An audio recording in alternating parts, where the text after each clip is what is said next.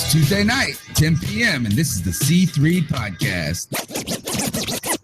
I guess you've heard of my reputation. I've had my share of fooling around. But everybody needs stimulation.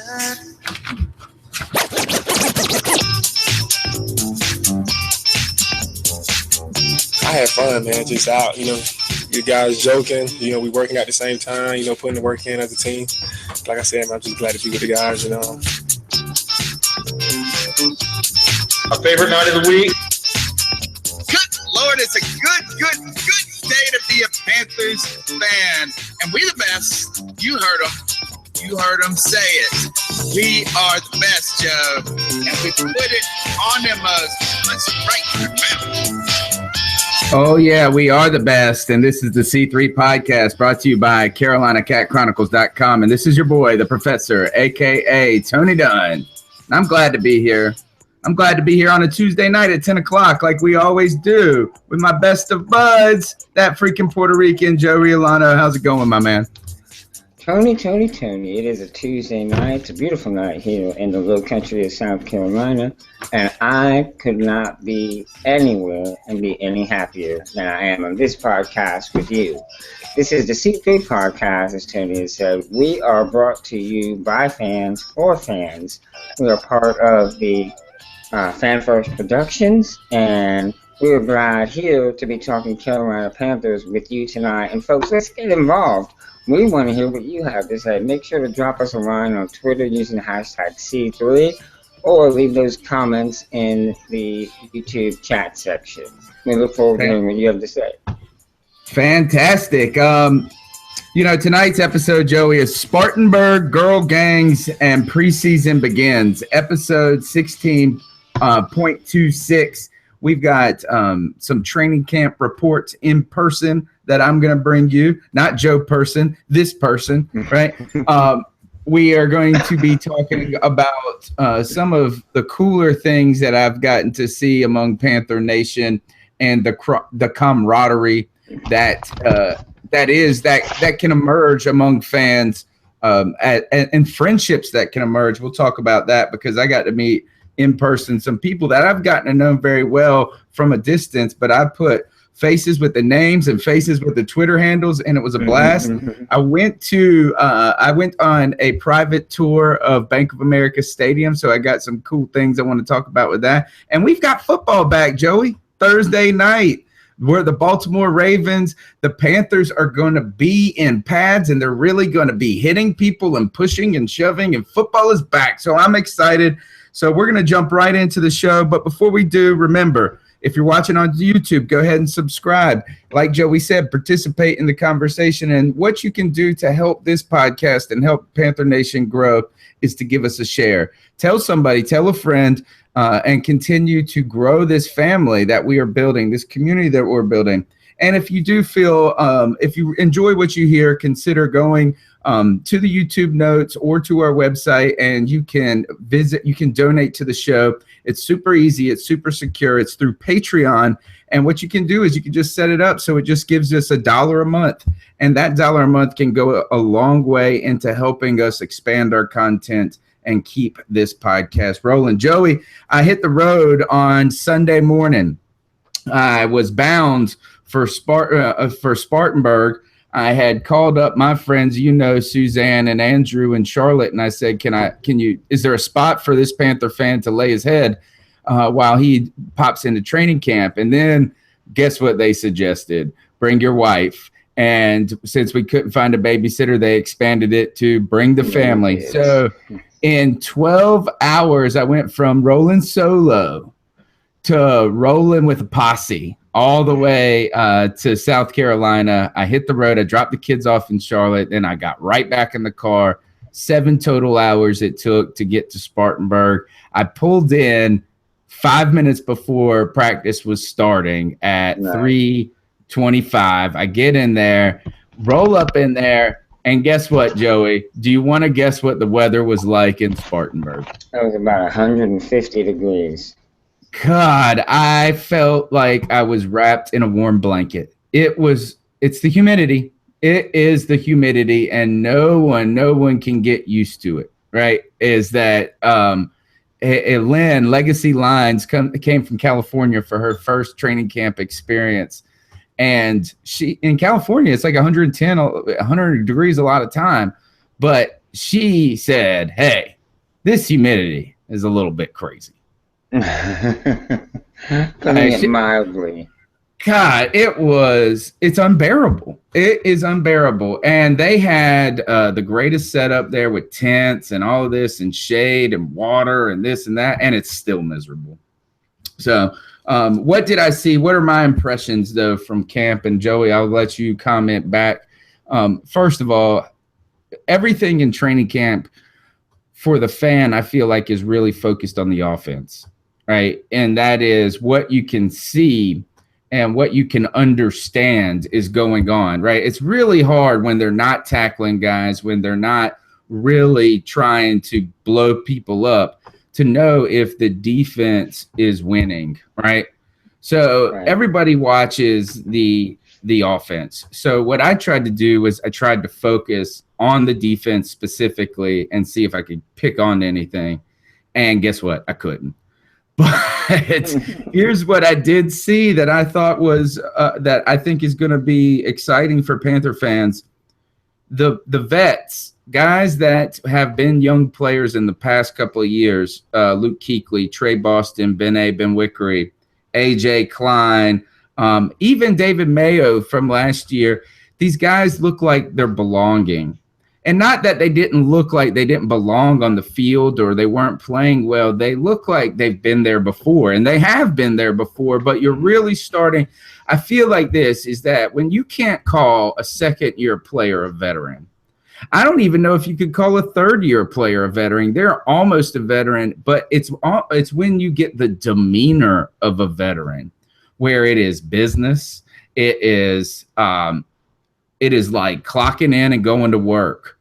Nothing seems too big. None of the exercises, the drills seem foreign. And Joey, that's exciting to me. Guys like Star, guys like KK. There are a lot of guys that were formerly young players that had talent, and now that talent has been married with experience. And I thought I could see it at training camp. Does that excite you to hear that?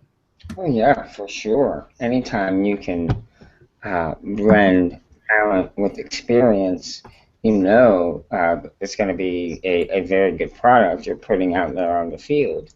And, that's what we're beginning to see. I think you've named everyone that I have heard, with the exception of Shaq Thompson. I have heard how well Shaq Thompson has been looking this training camp as well. Right along those same lines, with all the talent in the world, but now the talent is blending with the experience, and you're really able to see a budding star, star in the making in Shaq Thompson. And you wonder how we can get all these guys on the field when you got a guy like AJ Klein who has a lot of potential and a lot of people argue could be a starter on other teams. Yeah. And he's just overshadowed. Like you wouldn't even know he existed had you not if we didn't have that year where he had to contribute early, like his second season or something like that. And that's not a knock on him. That shows that linebacker core has so much talent. It's insane. Thomas Davis, by the way, looked youthful. Like he was playing around with guys. He was he seemed jovial. He seemed like a kid, and that is exciting that you're going to get a second wind out of him. Really think about how old he is. He's in his 30s. This guy should not be at the apex of his career. He really should be on the downslide if you just go by the number of days in his age. And he looks younger each year. He got the mohawk, keeping it fresh. I like it. So I watched some NFL Network, and they had him and Donaldson, the young nose tackle from the Rams, Aaron, I think his name is. he and TD sat down and was sort of reviewing film of one another.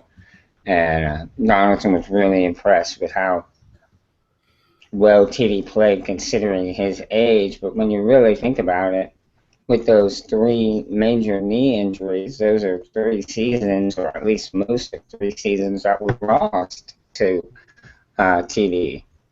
So, I know, but it's hard for me to buy that. That's like if I took a nap for 3 years and that I was still fresh. I mean, I get what you're saying. There's less mileage on the engine. Less wear and tear. The body doesn't physically have to take those beatings because, it's not playing. It's rehabbing. And I'm sure he takes very good care of himself. I'm sure he eats right. He gets plenty of rest. All those kind of things too. But listen, I'm not saying anything other than how fortunate we are to have a veteran player like Thomas Davis performing like he's still, 28 years old. That's awesome that you put it like that, because Tin Tizzy on YouTube commented he's 33 and has a body of a 30-year-old. Before we talk about the offense, I want to talk about this right here. My in-laws just got back from Scotland, and they brought me a little family collection of Glenfiddich. This is a single malt Scotch whiskey, 14-year-old rich oak barrel. So I'm going to toast this tonight on the show while we're drinking. I'm going to drink it on the rocks a little bit and enjoy that. Okay, offense, Joey. It goes from a story of last year of having where is the offense going to come from? Where will the production be generated? You had Cam Newton coming off a year where he was injured and limited to a certain degree. You had no Kelvin Benjamin last year, a bunch of nobodies, and it was the number 1 scoring offense, I believe, in the league. And on top of that, this year, it's a complete 180. And now there's so many weapons. We don't know. Even the guys that are not even going to make the team look like serious weapons, Joey. So my first impression when I got out there and I finally saw the players back in pads, I think the first player I may have looked at was Kelvin Benjamin, because I had no choice. That man is enormous. And he was enormous before, but he is so physically imposing, Joey. There is nobody in this league that can stop him physically. One-on-one has no chance. If he just plays like a basketball player, he is going to be unstoppable. He looks healthy.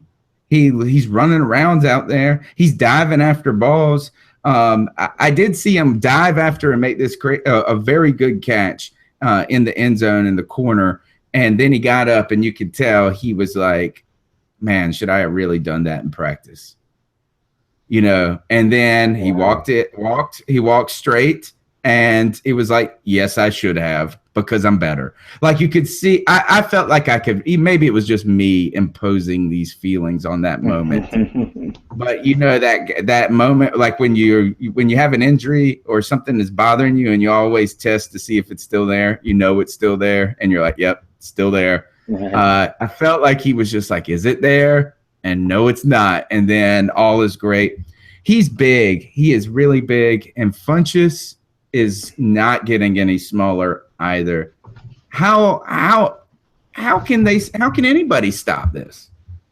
Yeah, it really is going to put teams in a bind, because we have a very tall, and we've spoken about this at length.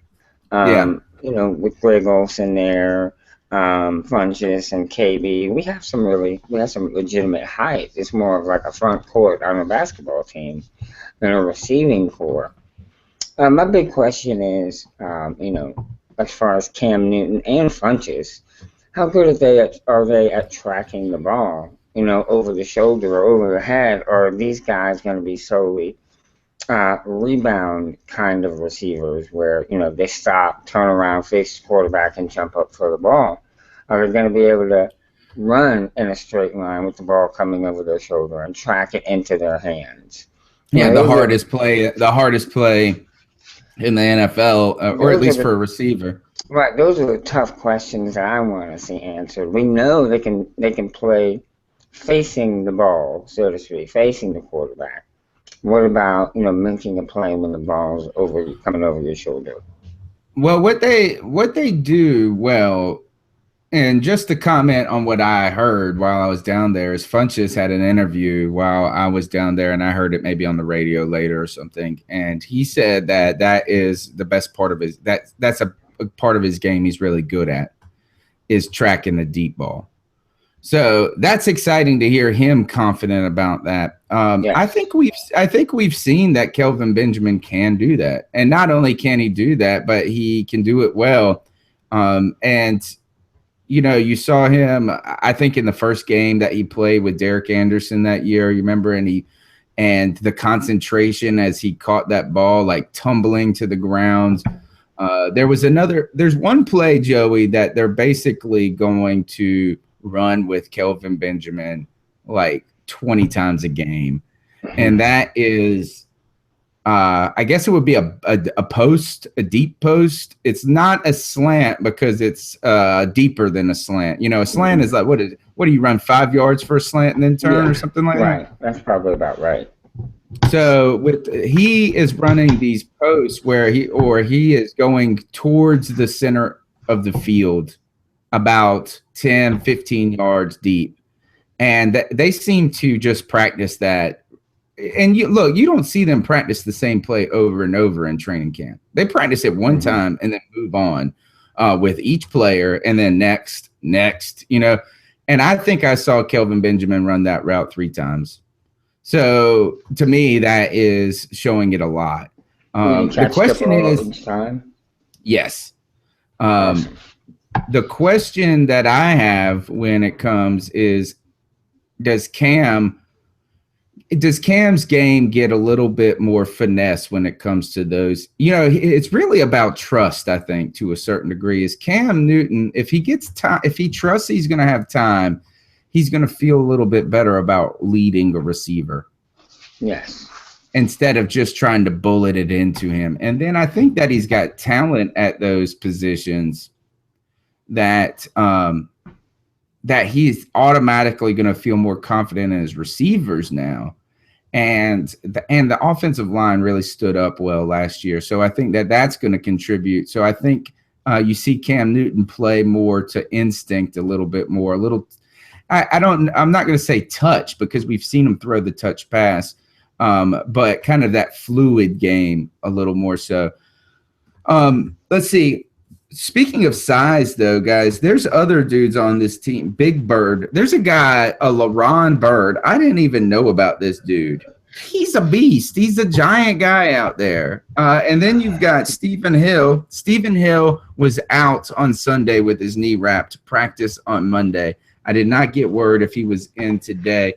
But the word or the sentiment with Hill is that his stock is down right now because of the injuries and the continued problems, and that and Bill Voth is the one that I think has spoken most directly on this, saying that he just doesn't think that they are going to be, that he's going to have what it takes and be ready. And he talked about how extensive that injury was. So, I think his stock is declining, but then you see these other guys too, and you keep hearing their name, you keep seeing their number called. Damiere Byrd, guys, this team, they really want to see if he can be an NFL player, and they are looking hard at him in practice. And another one is a little guy of Avius Capers, and he is another small, shifty guy. It seems to me that when you look at them in practice, Joey, they're really interested, that they know that they got the basketball players, and they're trying to figure out how to they want to change a pace guy in the receiving core, and maybe not the type of change of pace guy that just a Philly Brown or a Ted Ginn Jr. is. Mm-hmm. And Damiere Byrd got a lot of looks. Derek Anderson had trouble throwing it far enough to catch up with Damiere Byrd. Wow. Like, and he was looking for the same pass each time. Bird had trouble hauling one in, but he continues to make catches. So you got his stock rising. Avius Capers, I think his stock is on the rise. I don't know if he can make this team in the face of all of this, but he made some nice catches out there. And then you look at some other guys who, Joey, I did not see much of, and what I did see of at camp was not necessarily impressive. You're going to think I'm hating on him right away. Burson. He's had a lot of drops in the last 3 days. Christina on Twitter says that Hill was in today. That's good news. And that Missy says that she saw Bird as very impressive too. But Burson, Joey, drops on Sunday, Monday, and again today. And I don't like to be a guy that goes, well, you dropped the ball, you can't make the team. Right. Unless you're Ted Ginn. Right. Unless you take it. But I think what you saw with Burson is that what he is good at isn't standing out enough anymore with guys around him today that have so many more physical skills than him. Right. He is. I don't want to call him a one-trick pony, but he does not have the size that Benjamin and Funchess do. He doesn't have the speed that Ginn has. He has, or at least we have come to expect him to have pretty reliable hands. But from what you're saying, hasn't been the case the last couple of days. Yeah, it just and when you're a guy that's fighting like that, I don't know. I don't know if being reliable as a route runner, I feel like this is that Ricky Prohl was a guy that didn't have great size or speed. Mm-hmm. But he became a remarkably a great route runner, a great pro, and consistent. And if you don't have anything that's great in this league, that just sets you apart, you have to. The thing that has to set you apart is your routine and your consistency. Another name, Joey, missing at camp that I did not see, that I'm starting to wonder why this is why we're not seeing more of Brandon Wager.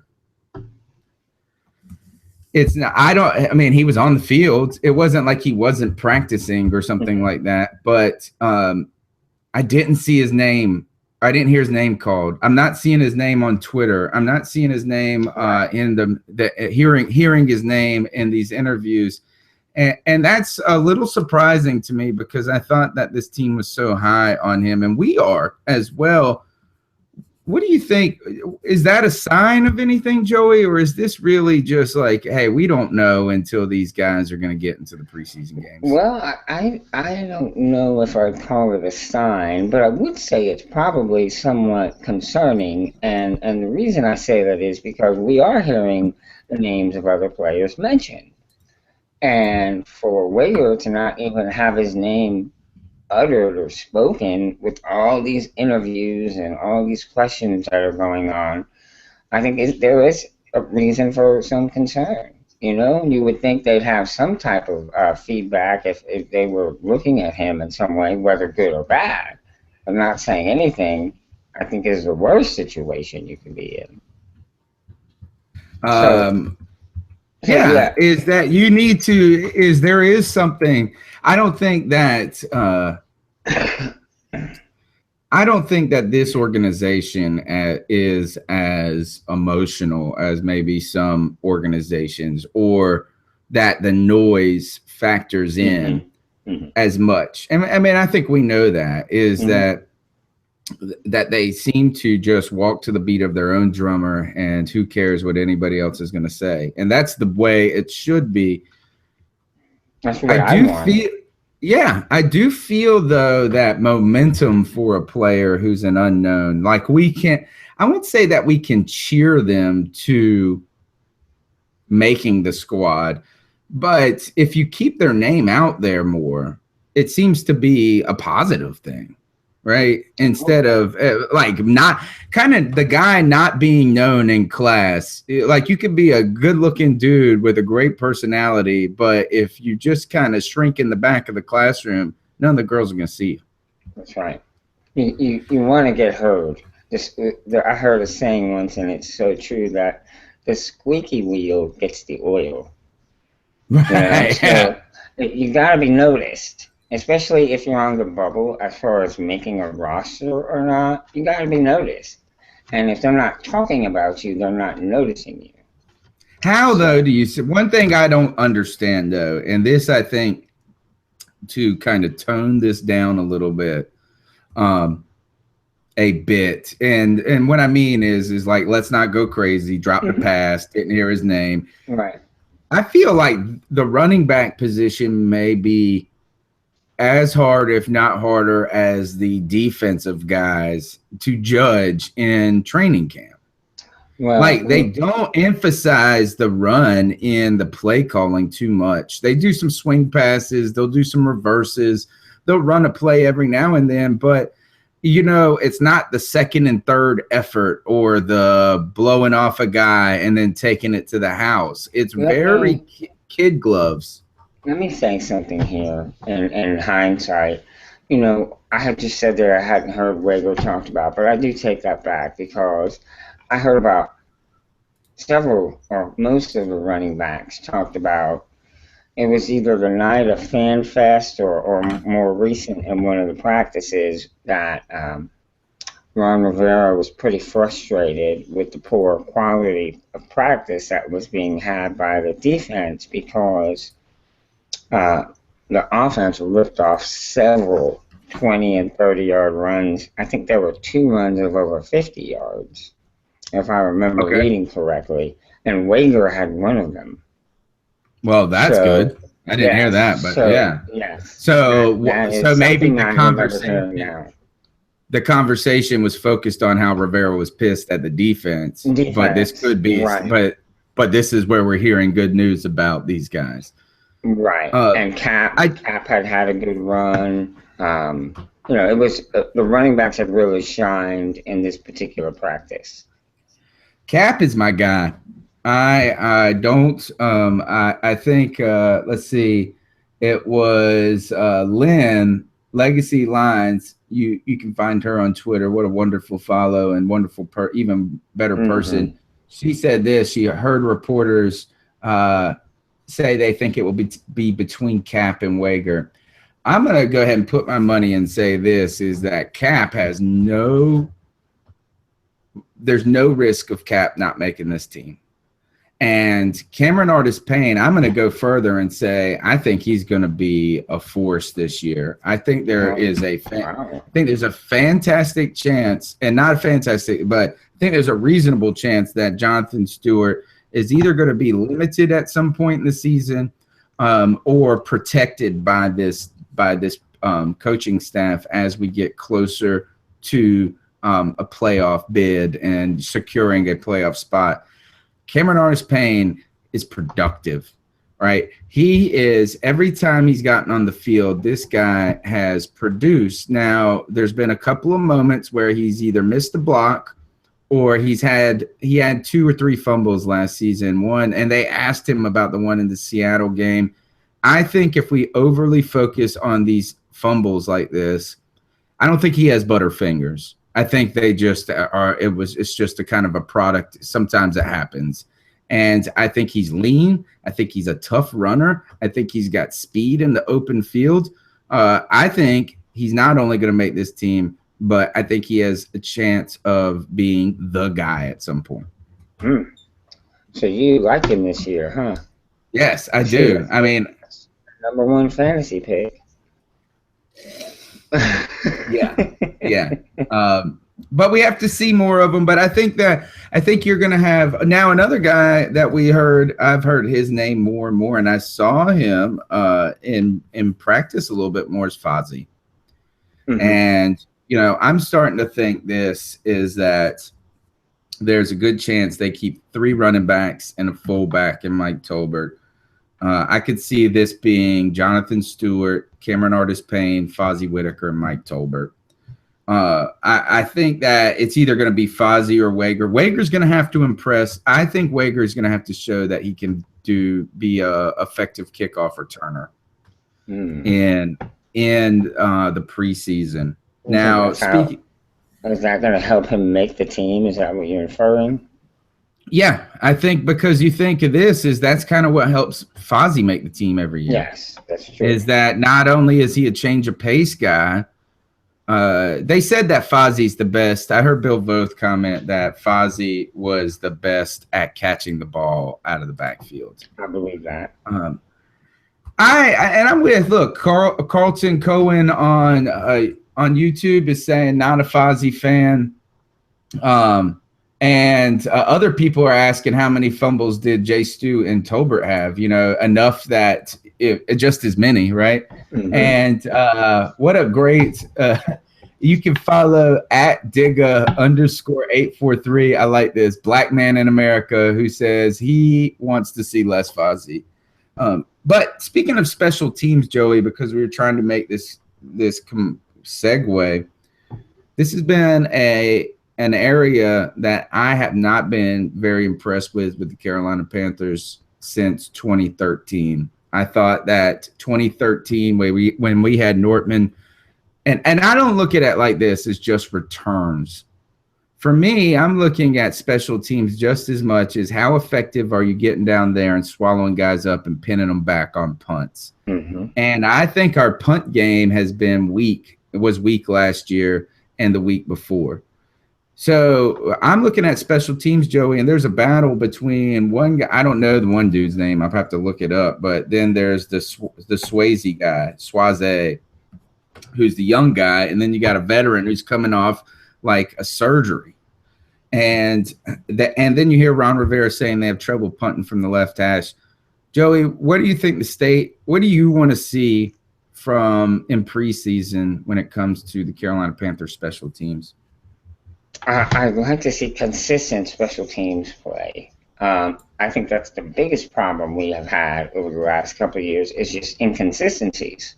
You know, one game we do pretty well with their special teams, and then you have a Vikings kind of game.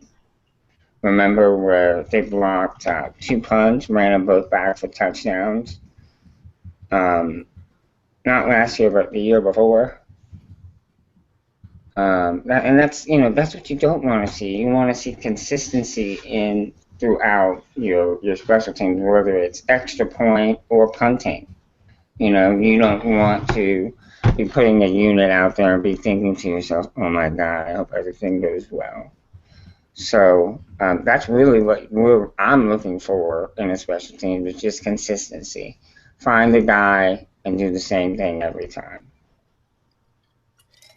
You know, we saw not only is the punter a question mark on this squad, Joey, but the punt returner is also something that, again, Carolina is searching for. You know, you got Ted Ginn Jr., who you know can do it, but didn't do as well or wasn't as explosive as he was a couple years ago, right? But he is consistent returner. He doesn't make mistakes. That's right. And he always gets yards. That's the other thing that I love about Ted Ginn Jr. when it comes to punt returning is that I just feel like he always gets his 6 yards. Mm-hmm. Like even on the worst punt possible, he's going to make some sort of positive yardage. The other thing though is that I saw these guys that they were running at punt returns. Ben Wickery, we've seen that in the past before. We saw Robert McLean. I saw there at training camp, he's pretty small. Of a guy, he's not a large fella. I saw Damiere Byrd was back there getting reps, and guess who? Old Sunshine. Why do you think they do that?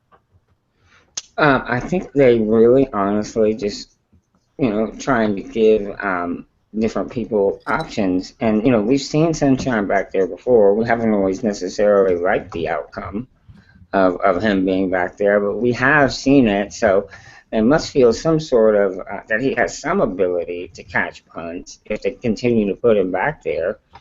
And like I said, he is supposedly known for having good hands.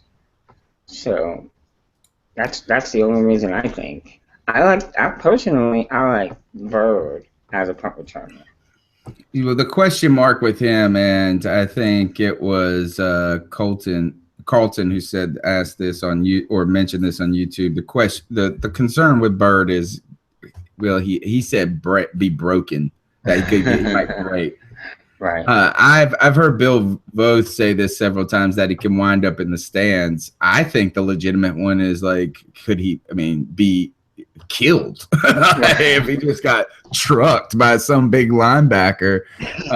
But he seems tough. He's a tough kid. I'd like to see him do some things. And I want to see a dynamic punt return game, but I want to see our punters pinning dudes back. Mm-hmm. I don't know, Joey. Do you remember when that Saints game with the rain game, the monsoon game? Mm-hmm. In the monsoon game, we were down like 3 points or something like that, or whatever. We were down 6 points with 2 minutes to go. We had a ball control or a clock management issue because we didn't get to take advantage of the 2-minute warning like we wanted to. And then Ron Rivera made one of the gutsiest calls in the history of football, and he punts the ball on third down from like 20, or on fourth down, from the 20. And you're thinking you got to go. It was 4th and 10 or 4th and 15 or something, like 4th and long. And he had a lot of confidence in his defense. Mm-hmm. But that punt also sailed down to like the 7-yard line. Mm-hmm. So that helped. And that you can change the game with a punt just as much as you can with an interception. Right. It's field position. And you can really adversely affect a team, that would get the ball, let's say, at like the 20 or even like the 17, 18-yard line. And you pin them like at the 4, and their entire offensive game plan changes. Yeah. What you do inside of the 5-yard line is totally different from what you do at the 25-yard line. It's not even close. So, yes, definitely having a good punter, a consistent punter, can flip the field and in turn flip the game. Yeah. All right, Joey. I go down to training camp, and more than just going to see training camp, I was going to meet some of my favorite people on the internet, the girl gang, the Carolina Panthers girl gang, who I'm going to take a little credit. I want to say that maybe, and I don't know, you guys can correct me, but don't if I'm wrong.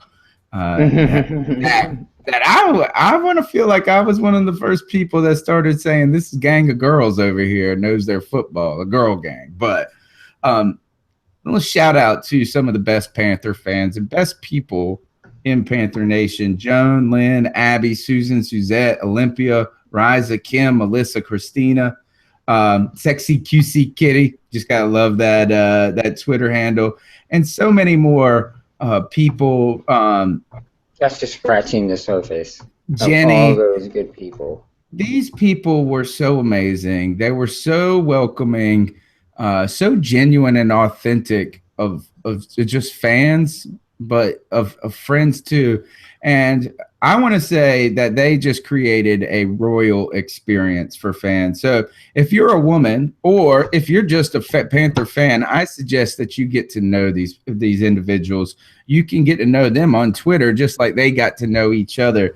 And this group, Joey, for people out there, if you're a female Panther fan, be a part of the girl gang. You will not regret it. Yes. The other thing about these people, Joey, that I got to see something that I loved is I've always I read this somewhere, and it always just stuck with me. And that is that Facebook was a place where you knew everybody but didn't like anybody. And Twitter was a place where you didn't know anybody but loved all the people you followed, right? And these girls, they got together and they met through social media. Joan has pointed this out, is that people talk about the negatives of social media, and this shows you how people can come together. Joey, this pulls on my heart a lot, because this is kind of like how something that football has meant a lot to us in our friendship, and us staying close as friends and brothers through distance and hardships and challenges and things like that. So they had a great experience, Joey. I wish you could have seen it. I really wish I could have been there. I had all intentions of going, however. You would have shrunk like a raisin. Yes, I would have. It would not have been a pretty sight. So, but I have gotten to know these same people through Twitter and have developed something of a relationship with them. More than anything, Tony, I think I've developed a deep appreciation for these people because they're consistently so thoughtful, kind, generous, giving, just making you feel, in particular, me or us, like we are a family. Yeah. They really have made us feel like a family. Yeah, it was crazy, and Derek too. They had security out there. What is Derek's the Twitter handle at Rev Rico Speaks and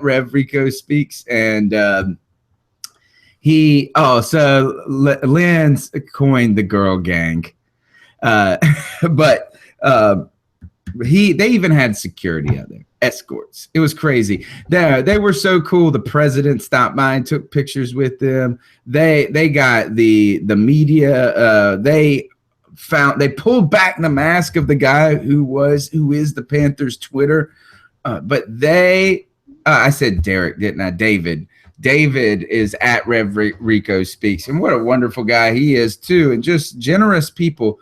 But they were talking with people in the organization like they knew them. And it was crazy. And that's how friendly they are. Even the organization notices it. But really cool thing. I'm so happy to just see that.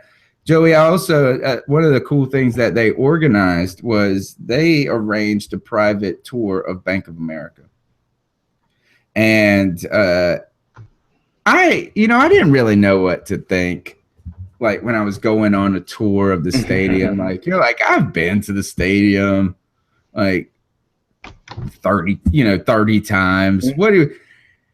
It was really neat to see behind the scenes, Joey. There was a young lady there, Letitia, I believe her name was, and she was so friendly and welcoming, and she got to break down and tell us some of the things about the history of the team, the construction, and she brought us around to a lot of the under parts of the stadium or behind the doors, and it was really fun. I learned this though, Joey. Were you familiar with that? Jerry Richardson played in the greatest football game ever. Yes, in the Ice Bowl.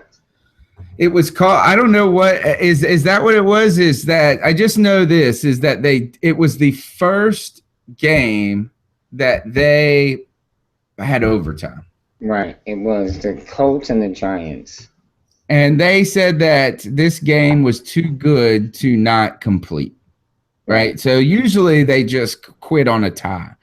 So Jerry Richardson catches the touchdown in this game, and then he goes on to start buying these hardy franchises.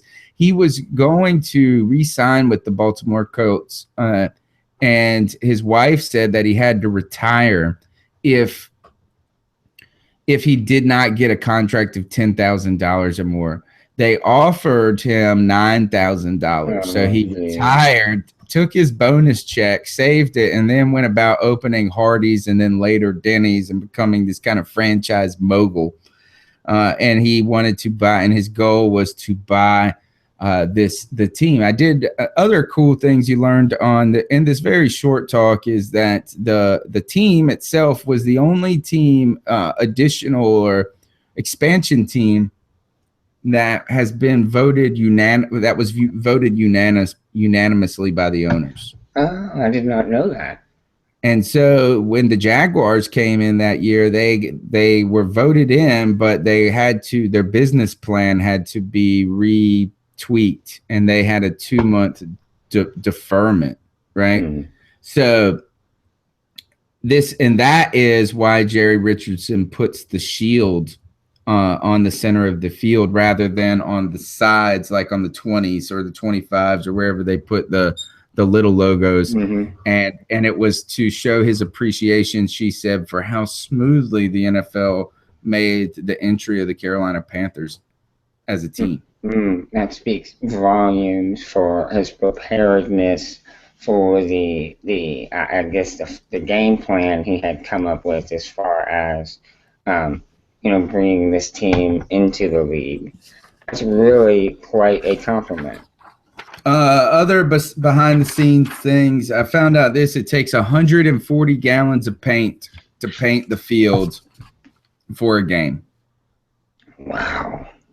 And then it takes 50 hours for that paint to dry. Oh my God. Yeah. Other small things that I learned. So, which to me, I think maybe I wonder how we can try to figure out more about this Hall of Fame debacle thing that they had through that. But I feel like you should have known that mess was concrete earlier and just tore it up and put some spray paint out on the field and said, you can put those logos like how they put the yellow. Why don't you just put the logos up on the TV and not on the field? In that case, if you know how they like superimpose them, so they're real, like you don't see the yellow line. Right. It's not really on the field. It's superimposed on your TV. Yeah. So they should have done something like that. But other things that I got to see or hear about is that one of the major renovations, the renovation and the 5-year plan of fixing up the stadium, they're in year 3, I guess, of this. And, they installed the big boards, they installed the ribbons, but now when you go to Bank of America Stadium now, look around the top of the stadium and there are flagpoles in every section. Those flagpoles actually double as an additional sound system. Really? For that section, because it's like an in-game, and it's like a down into that section. So here's the story behind this is Jerry Richardson, when they started building the stadium, realized that they were close to a residential neighborhood. And so he made it so, he declared that the sound would be pointed, all sound systems would be pointed towards the city.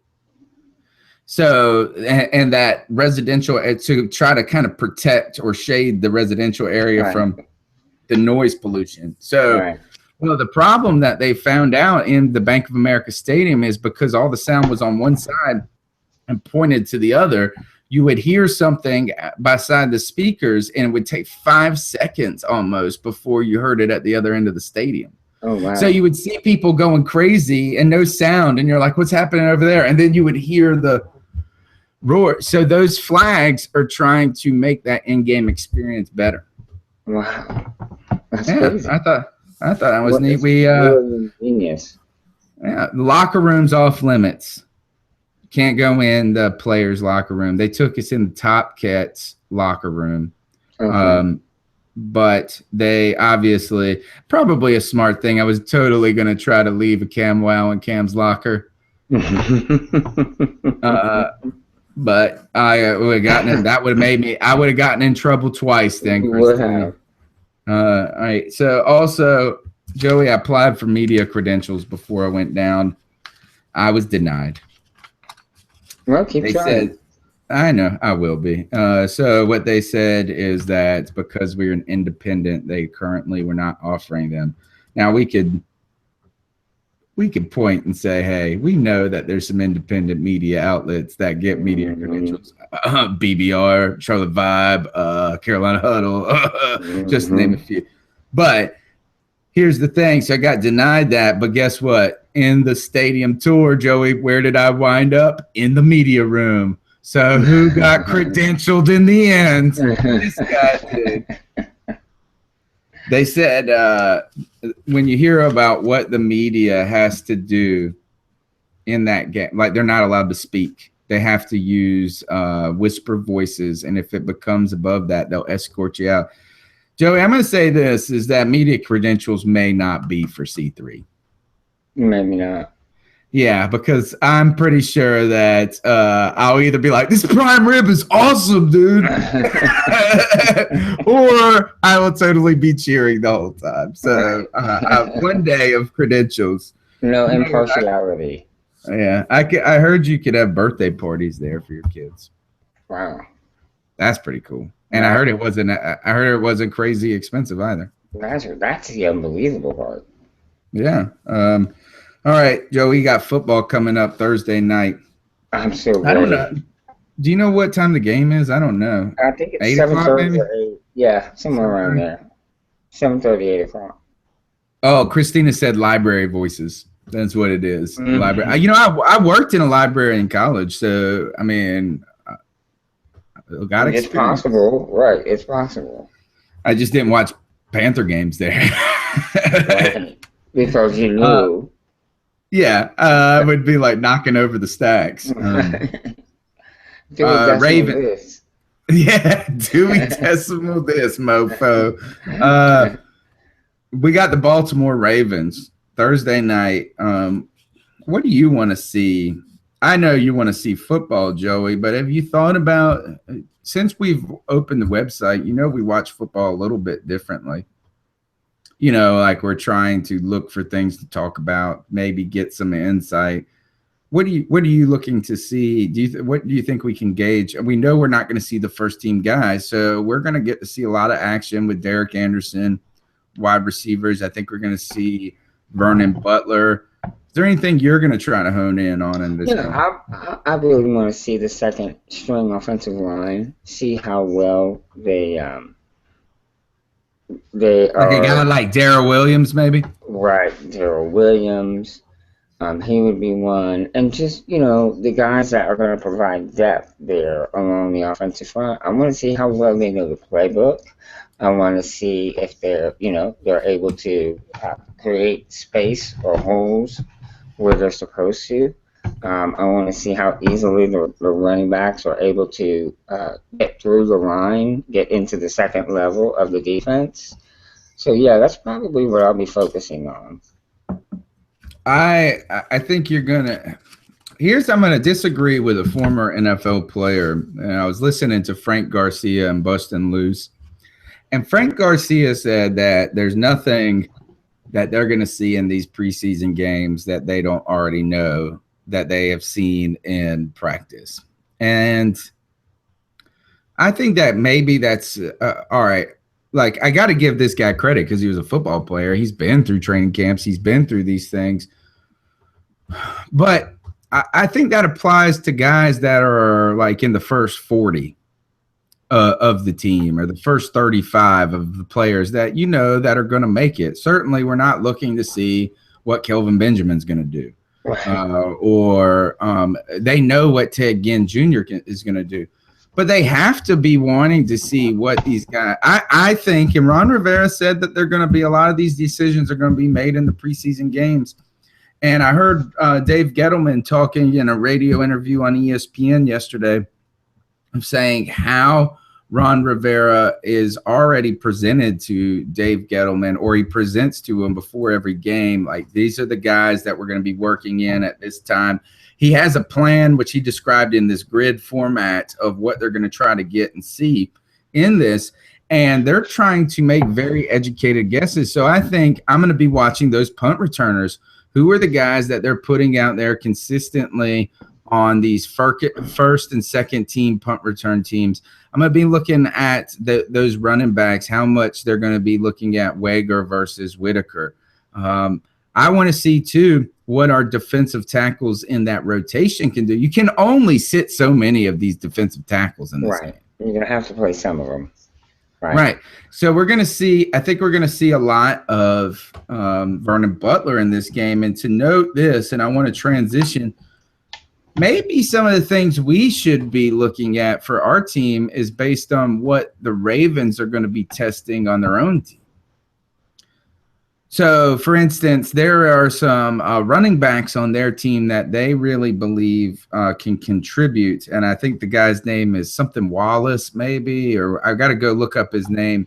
Louisiana Tech guy who is considered a 4th-round steal. So I'm going to be looking to see if Butler swallows up his former teammate.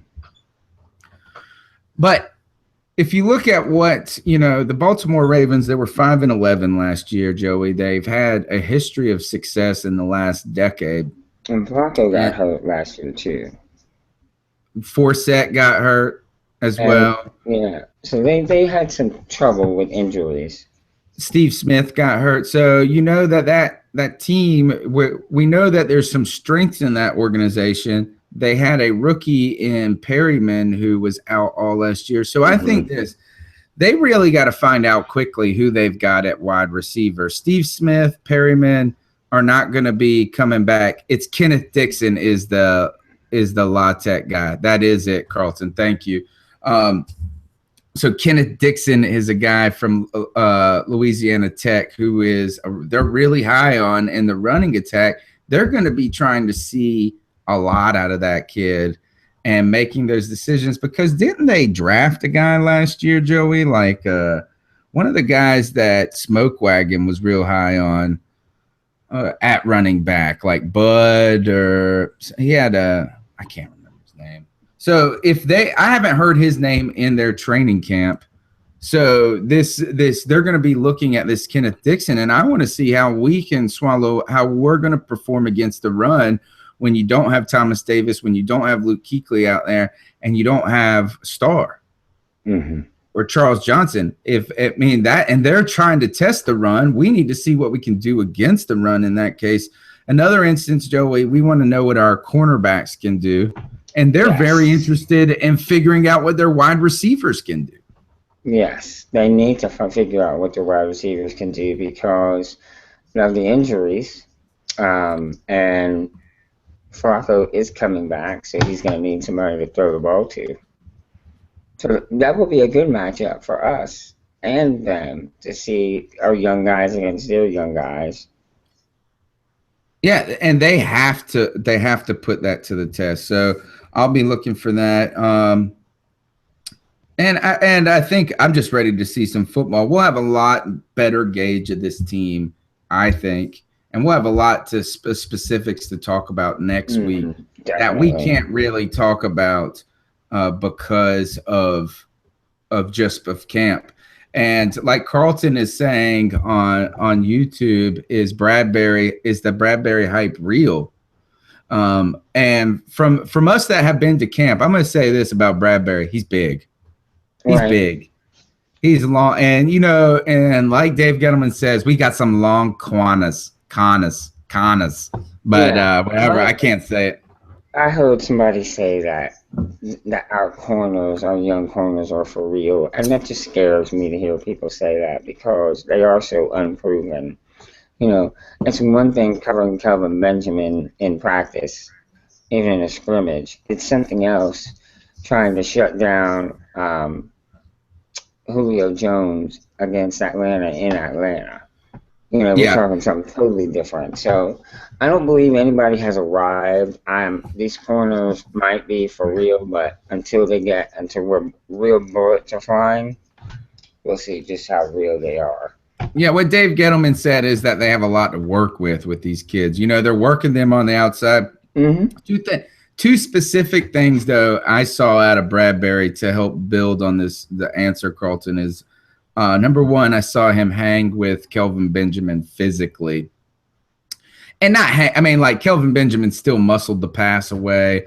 Bradbury later said that he was out of bounds, so it's a incomplete pass, which I think is a cool thing of a rookie to say, that he was sticking up for. He was there, though. Anybody else, it would have just been, or I won't say anybody else, is that he at least made it a contest at that moment. Right. And obviously you're saying he's big enough to be able to compete with a KB for a ball like that. Right. The other thing I saw, and Lynn pointed it out, is that he looked winded in a practice. Like he was huffing and puffing at one moment. And he kind of had trouble. I won't say had trouble, but I guess you could see the vulnerability is that they were doing these one-on-one drills of cornerback versus the receiver, or these 2-on-2 drills where they had 2 receivers, 2 cornerbacks, and they were kind of running crosses and things like that. Oh, wow. And when the guys turned into the field, they were able, I saw Norwood pull away from them. And and that speed, it was something that, you know, I mean, his size is great in some things, but, you know, how is he going to contest against the speedster? And hopefully he won't be the guy that's on him. Who knows? You're going to have safety help. You're going to have all these different things. But we're going to get to see a lot of these guys in the preseason. They can't – think about this, Joey. You can't hide rookie corners even though they're your first-string guys in the preseason. Right. They're still rookies. Yeah. Okay. It's time to get on out of here and ice some cats up before we leave for the night. There you go. Thank you. Joey, we have been the last 2 weeks I've been asking fans to tweet into the show their ice up picks, and I'm gonna read off the fan ice up pick. I do not like this pick that a lot of people are floating out there, Joan, Lynn, Christina, that I'm the ice up pick of the week because I rode a Panther beside Jerry Richardson at the stadium. It wasn't me. But I'm going to say, hey, that was super cool. That wasn't ice up potential. That was cool. I saw that picture of you riding the Panther.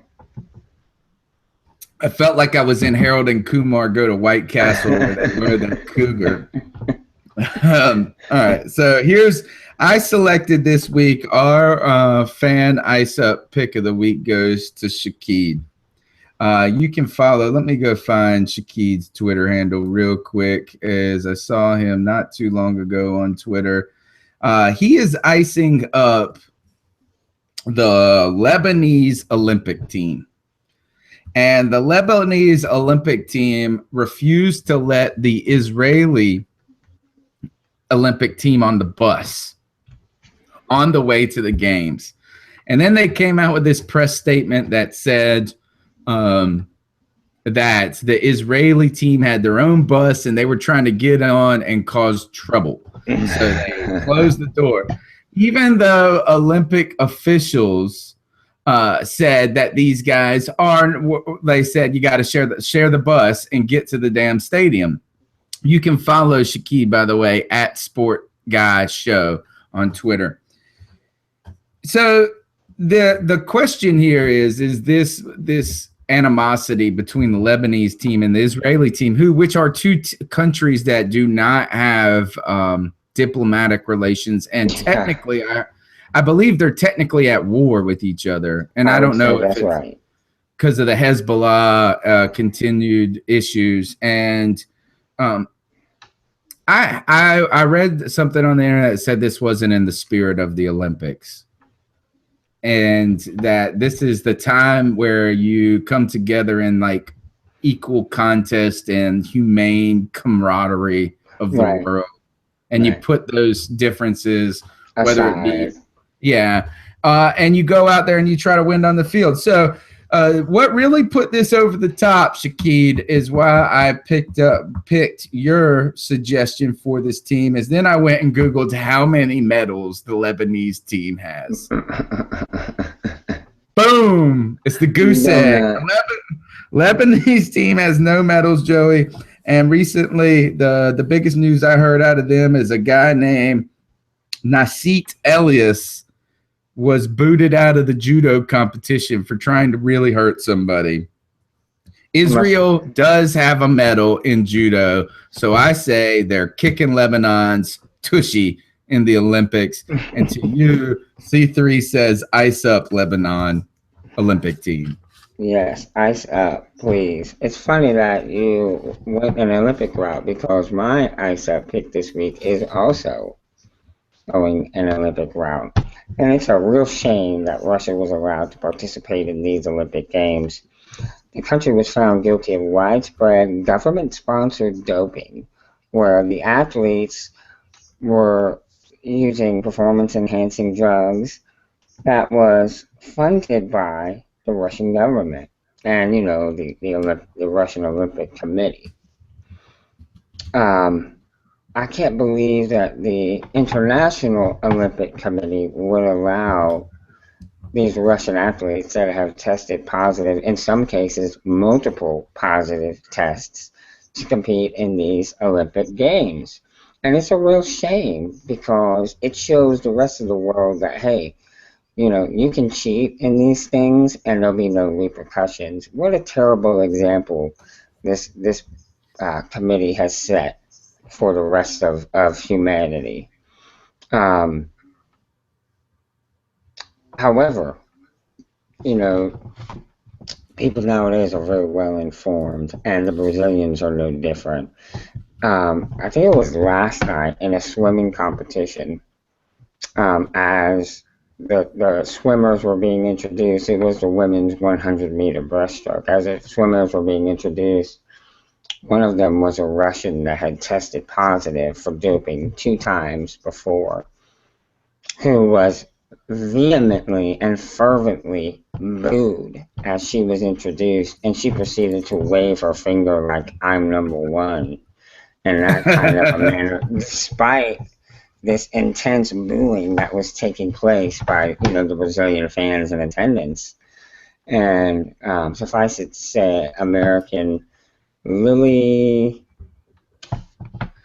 I can't think of her last name. Was this the swimmer girl? Yes, the American swimmer that just girl. kicked that set a record last night. Yes, I saw that. Yep, that's exactly right. She ended up beating Yulia Efimova, who was the Russian swimmer that had tested positive. She ended up beating her. So that just goes to show you that, cheat as you may, doing things the right way, you will always come out on top. And for that, I do want to ice up the International Olympic Committee, and I want to ice up the Russian Olympic Committee too, for their part in this shameful display of non-discipline taking actions. And what's really, I think, the most ironic is that next month the Paralympics are taking place in Brazil, and Russia has been banned from those games because even the Olympics, the Paralympics, for people like paralyzed or disabled. Oh, okay. So, I got you. Now, that Olympic Committee, the Paralympic Committee, did ban the Russians. So that just goes to show you that there are some organizations that do believe in doing things the right way. Ice up Russian Olympic Committee and cheating government that they are. Hey, one thing I hate to say, I go against your ice up pick, Joey, but one of the things that I think is kind of cool about the doping scheme that they're doing is that I think that if you win a gold medal for the United States, you get $25,000. Okay. They give you something like $135,000 in Russia and a doping program designed for you to get that bonus. Like, we want you to get this money. It's interesting that they find that they are so remarkably. This is not the first time we've heard this. No. We all know the Russians have been doping up just like they did in Rocky IV. Yes. It's been pretty clear. I think I'm going to ice up the entire world of swimming because Michael Phelps has just straight dominated you jokers for the last 15 or 20 years or something. Michael Phelps won another gold medal tonight, Joey. Was that 18? No, I think it's like 20. And he's gotten $25,000 every time? Yeah, but he's worth $58 million, so it's not the medals that is the money. But this goes to all the swimmers. Chad LaClose, one of you, if you saw these guys, and he's over there. This is why I'm going to ice up all swimmers, because I want to know what's up with the arm twerking. Like, if you watch them warm up, they're doing these like these jiggles, like, and it's arm twerking. And then you got Michael Phelps over there icing up the whole swimming world with that scowl. Gosh, he's just dominant. So to all swimmers, you are inferior to really Michael Phelps. I say this, the next star of Water World 2. Oh, what a great call. He is. Take that, Kevin Costner. You lost your job tonight. So arm twerkers are getting iced up tonight because Michael Phelps is just staring daggers. Joey, this is the C3 podcast. Tell them how they can get after us throughout the week. Folks, if you want to catch me, you can do so on Twitter at Joe Riolano, or if you want to catch Tony, please do so at cat_chronicles. You can find us on Facebook, Carolina Cat Chronicles, and visit our website, carolinacatchronicles.com, for all the hottest takes on the Panthers from the fans' perspective. We are fans, and we do this for you guys, the fan.